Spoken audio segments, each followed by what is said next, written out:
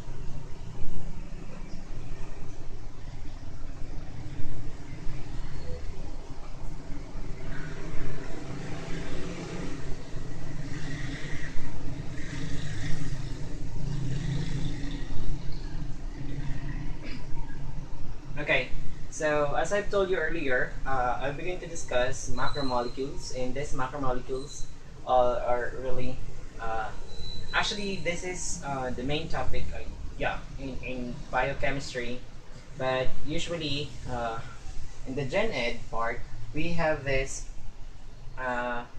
some of the questions are on the, what's this? The basics of this. I will not be going to discuss this one in the deeper what's this meanings of these or functions of these macromolecules and their monomers and stuff like that. It's because this is just for Gen Ed, and I want everybody to understand this one because I usually post questions regarding macromolecules, and still there are some people who really need to work out on this. And so I'm here. So can you just wait for a moment? I'm just going to share my video in one of my review groups. Okay. In macromolecules, we have actually 4 types of macromolecules, and those are carbohydrates, we have proteins, we have lipids, and we have nucleic acids. Okay. So as you can see on the board, I have there all the words related to macromolecules. And the first things that you must learn first is about the monomers and the polymers and the synthesis and dehydration, or synthesis, dehydration, and hydrolysis. Okay, so when you say monomers, they are the building blocks. Like for example, they are like the smallest or the simplest unit of a given macromolecule. Like for example, the monomers of carbohydrates are the simple sugar or the monosaccharides, which are here, the glucose, the fructose, and the galactose. Now, yeah, that's monomers, the building blocks or the basic unit. Okay, so the basic unit. We also have like the polymers. Polymers are those things. If you're going to build this monomers or the building blocks or the simple simple substances of these macromolecules, if you're gonna build them, that makes the bigger molecule or the macromolecule itself, and that bigger stuff or bigger molecule is what we call the polymers. Okay, so the polymer, like for example, the monomers or the monosaccharides, when they form by 2, that's what we call disaccharide, and this disaccharide is already a polymer of the monosaccharide. And when this monosaccharides are what's this, built in a very long strand of glucose, fructose, and galactose, actually they form the what we call polysaccharides or the polymer, another polymers of carbohydrates. Okay, so I posted one question about regarding carbohydrates, and my question was like, what are the building blocks of what's this, carbohydrates? And the choices are like amino acids, what's this, monosaccharides, and what more, fatty acids and nucleic acids and stuff like that. And one of the posted a comment in there like, how can we call monosaccharide as the building block of carbohydrates if monosaccharide is carbohydrate itself. So I told him carbohydrates is a generic name for everything of the macromolecule. Okay, so monosaccharides is just like the simplest form of them. Okay, so they're just, it's something like if you're going to build a house or the wall of the house, you have like small blocks in it that you cannot form the whole wall without those simple blocks in it. Okay, so we call them monomers, or the building blocks or the simple units. Okay, so let's go now. Okay, that's about the difference between monomers and the polymers. Next one is like hydrolysis. When I say hydrolysis, actually there are two things here that work reversibly. And when I say hydrolysis, it's something like the bigger macromolecules are broken down into simpler building blocks, okay, or the monomers, from polymers to monomers. We call that hydrolysis. That means the breaking down of the macromolecule into simpler units. Now, when the process is the other way around, wherein the simple units or the building blocks are built into to form the macromolecules, it's what we call synthesis. Okay, so there are two things here that you must learn. Synthesis is the building up, and hydrolysis, synthesis or dehydration, and hydrolysis is the breaking down. Okay, so that's just the difference. Okay, so we have now unlocked those words. Okay, so let's go to carbohydrates, the first macromolecule that we have here. Carbohydrates. Actually, this is like made of carbon, hydrogen, and usually the ATE suggests for what's this? ATE, the name of, if the name of the substance, if usually ends with ATE, that already includes what's this? Oxygen. Okay, always remember that. So we say carbohydrates, which is carbon, hydrogen, and oxygen. Okay. So carbohydrates is in the form of like CN, H2, H2N, and N, like that. Okay. So shall we say glucose? Glucose, like this one is C6H12O6. So look at that. It's like CN, 2N, N, right? So just like that. And one more thing. We have like in carbohydrates, we have the building blocks are the monomer, the monosaccharides, and we have three monosaccharides here. We have here the glucose, the fructose, and the galactose. Glucose actually is the most abundant among the three, and then the fructose is the, what's this? Fruit sugar. Galactose is the milk sugar. Okay, so when we are going to what's this? When this monosaccharides are built up into two or double sugars, we call them disaccharides, and those disaccharides is like maltose. We have here, this is the glucose plus glucose. Two glucose molecules are combined together. We call it maltose. Okay, and lactose, that is glucose, and all of this have glucose molecule. Glucose and galactose, that's lactose. And sucrose is glucose and fructose. Okay, so this one, lactose is glucose and galactose, GL, and then this one is glucose plus fructose. Okay, always remember that. We have this for disaccharides or the double sugars. Okay, next one we have the polysaccharides. This one is polysaccharides are, when I say poly, a lot. Okay, so in polysaccharides or the polymers, these are made up of like long strand or can be like branched strands of glucose and other monosaccharides. We have here the starch. Remember this? The starch are, that's why we take in grains like corn, barley, and rice and stuff like that. And other sources of starch like potatoes or sweet potatoes and stuff like that.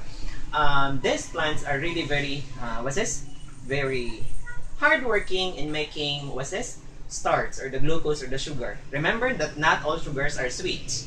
Some sugars are not, like in the rice. Okay, that's why when you have like diabetes, or if you are diabetic, you must have to at least reduce your rice intake. It is because it is very rich in sugar. It's not just like it has no sugar because it's not sweet. Actually, no, because most of the sugars are not sweet.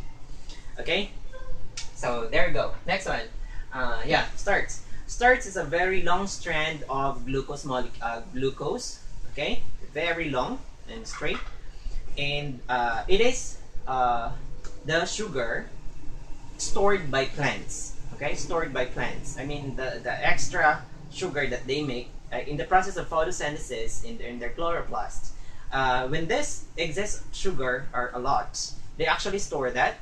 They can be found in in the leaves or in other parts. Usually those the fruits like or the grains like rice and barley and other like the tubers or the tubers, or is it tubers? Anyway, like potatoes and stuff like that. Right? Okay, so that's for starch. That's sugar stored by plants. Now, what is the sugar stored by animals? We have that glycerol. That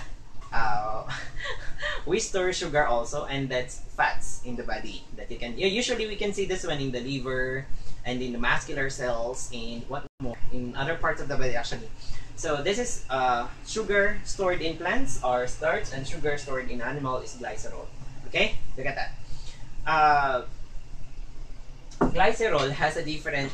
This is also made up of glucose, but the thing is, the combination. I mean, the bond between the two glucose molecules, or between each glucose. Two glucose combined together. This is a very long strand, and then the bond in between each the two glucose are different with the bonds of the starch. Same as cellulose. Cellulose is a primary. Actually, glycerol is actually a branch stuff. Starch is a very long strand of glucose, and yeah, there are also branches, but not that much. But usually, the glycogen is the bonds of glucose, and the thing is, it is branched. Okay, there are a lot of branches in there. Next on cellulose. This is also a long strand of glucose, but the thing is, the long strand, same with the starch, but the thing is, the bond in between the glucose molecules are different with the starch. Okay, that's it. And this one, cellulose, is very important in the protection of the plant cell. Usually, we can find this one in the cell wall. Okay, if you try to focus the cell wall of the plant in the electronic microscope, you will see that very strong fibers that are like waved, I think, together, and that's actually cellulose. This is a really very important part of the cell wall of the plant cell. Okay, this is really its function is for protection of the cell. Next one, chitin. Usually chitin or what's this? These are sugar also. Of course, this is like the monosaccharides of the strand of monosaccharide. But the thing is, chitin, you can find this one in the exoskeleton of the arthropods, or those like spiders, I think. But anyway, the cover or the shell, exoskeleton. Okay, that's the primary component of the exoskeleton of those arthropods. Okay, so that's about carbohydrates. This is just like the basic one. I don't need to discuss about the structural formulas of each of them, because that already falls on the biological science. Okay, next, lipids. We have here lipids. Of course, lipids, the primary, the most common is fats. Fats is just one form of lipids. Okay, so what are those fats? We have two kinds of fats actually. We have saturated and unsaturated. When I say saturated fats, these are fats that are found in animal. These are actually animal fats. Okay, and this is too much intake of this. Like for example, if you eat a lot of like pork or chicken, or especially the chicken fats. It is really too much intake of that will result to cardiovascular diseases. Okay, that's why yung mahilig sa mga pork, usually they die of cardiovascular diseases. It's because too much intake of this will result to this kind of cardiovascular diseases. And one more is like dairy products. Usually that's like product of milk, like cheese and what more, butter and stuff like that. They are made of animal fats, and that's really not healthy. Okay, so that's saturated fats. And unsaturated fats are fats that are found in the plants, or I mean the fats coming from the plants. Usually, like for example, coconut oil, what's this? Olive oil, sesame oil. Those are really very any vegetable oil. Those are like healthy, actually healthy. What's that? Fish oils. Okay. Usually, like when we eat fish, they would say, "Oh, the fish is very rich in omega-3 and stuff like that." Because this omega-3 is really very good for the heart, and they said, yes, it is really. Okay, it is good for the heart. Omega-3 is good for the heart because actually it cleans up. What's this? The cholesterol. I think it works in that. Okay. So another one we have here. Yeah. Fats, usually the unsaturated, the difference between, of course, I told you it's animal from the animal, and I think I have to erase others. And this is for animals and plants.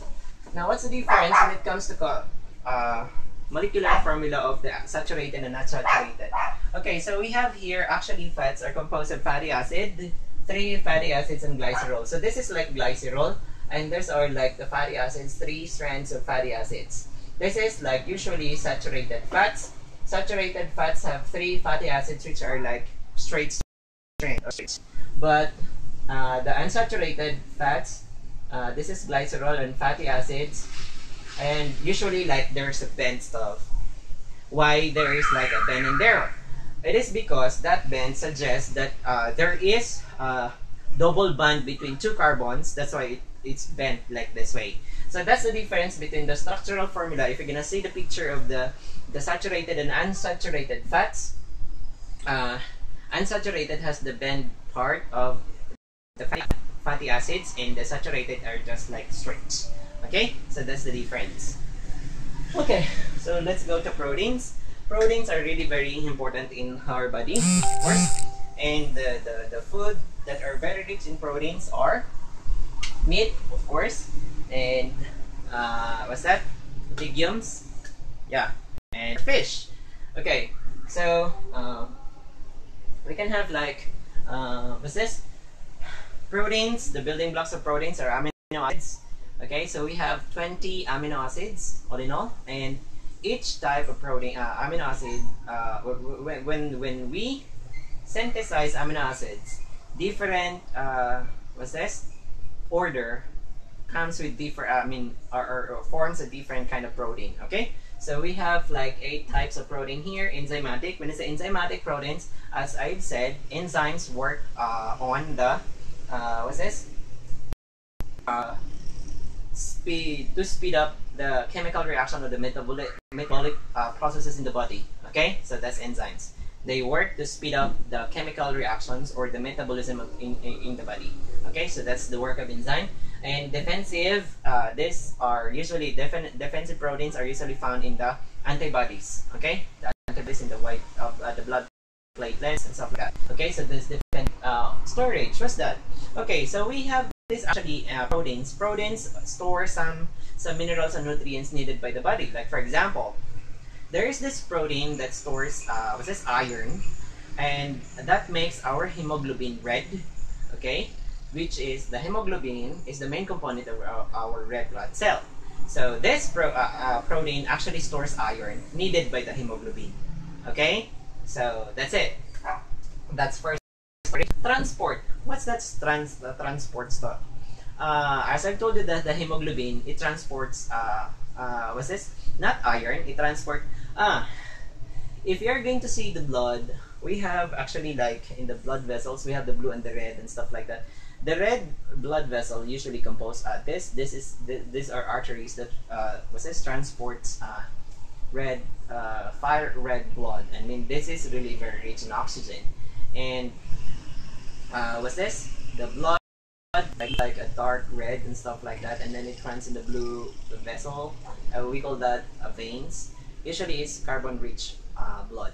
That means it's going back to the lungs. Okay, so the hemoglobin actually is the responsible for the transport of the minerals and nutrients in the body. Okay, next one we have the hormonal. Okay, hormonal, these are usually like released by the endocrine glands. Like example, insulin. When you're diabetic, sometimes injected with insulin. And this actually, insulin is a hormone, and this insulin will triggers almost all cells in the body to use glucose just to lower the blood, the sugar in your blood. Okay, so that's the reason why insulin works in like decreasing the blood, the sugar in the blood, because it triggers that insulin itself is a hormone that triggers almost all the cells to work and use glucose, which is the sugar. Okay, that we take from the food, like for example grain of rice and other sources of like carbohydrates. Anyway, next one, contractile and motor, that is found in the muscles. Okay, so contractiles and motor, this is for movement. Okay, next one we have structural collagen. Okay, so usually we can see this one in our hair, in our nails. Okay, like that. So these are collagen protection. Next receptor, this is in the neurons. Okay, so the reason why we feel we feel when say receptor, they're the receivers of the stimuli in the environment. Our brain cannot interpret, like for example, if you're gonna touch a very hot pot, and if you don't have this receptor proteins, you will not be able to feel the hotness, okay, of the pot. It is because you don't have this.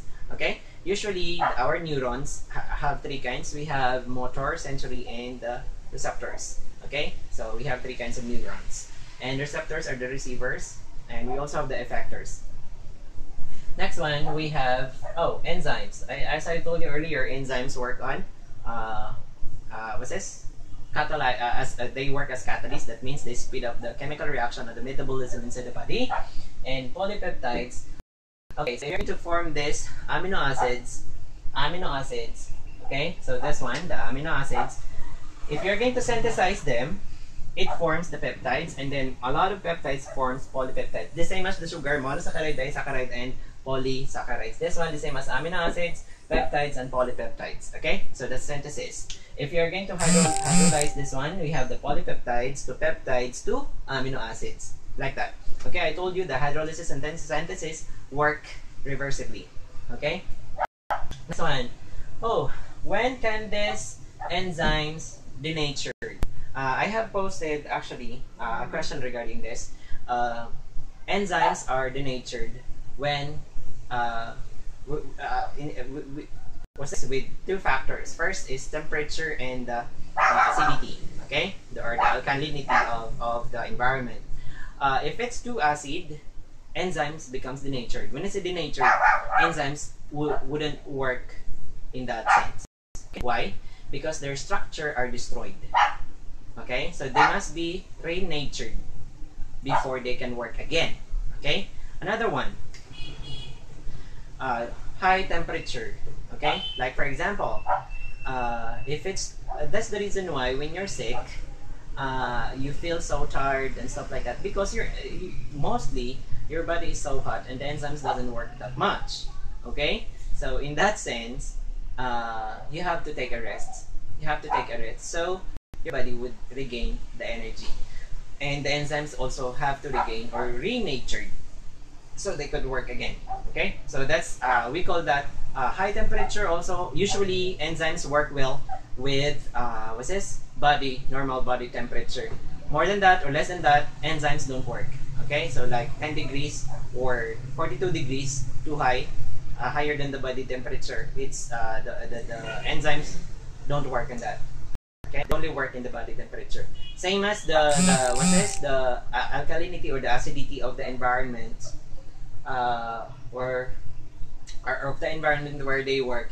They only work in the normal pH, which is pH 7. Okay, so if like more than that, too much basic or too acidic, enzymes become denatured. That means they don't work well. Okay, so it's something like, for example, you have rubber band. If you're going to put that one in the boiling water, it sags, right? That is the clear example of how enzymes become denatured. Okay, so the rubber band, if you're gonna put that in the boiling water, it doesn't work well, right? Because it's like stretched something. That's how we picture our an enzyme if it's denatured. Okay, So there you go. So let's go to the last macromolecule, which is nucleic acids. Nucleic acids usually work in the DNA, in the RNA, in the genetic in genetics. Okay, so we have here we have the picture of DNA, the double helix and stuff like that, and nitrogenous bases and stuff like that. Okay, so the basic or the building blocks of nucleic acids are nucleotides.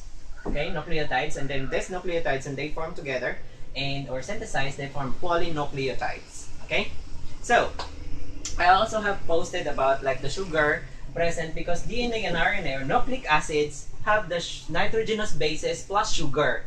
Nitrogenous bases and plus sugar. So that's the sugar for the DNA is deoxyribose, and the RNA, the sugar for that is ribose. That's why it's ribonucleic acid. Okay, and then this one is like deoxyribonucleic acid. So that means the DNA has deoxyribose sugar and the RNA has ribose sugar. Okay, so I hope this discussion of macromolecules help you a lot of guys and can give you some more information about this. And I hope this will help you in like in your general education, answering the general education questions. And for those who are biological science majors, I hope this one will also help you guys. Okay, so that's it.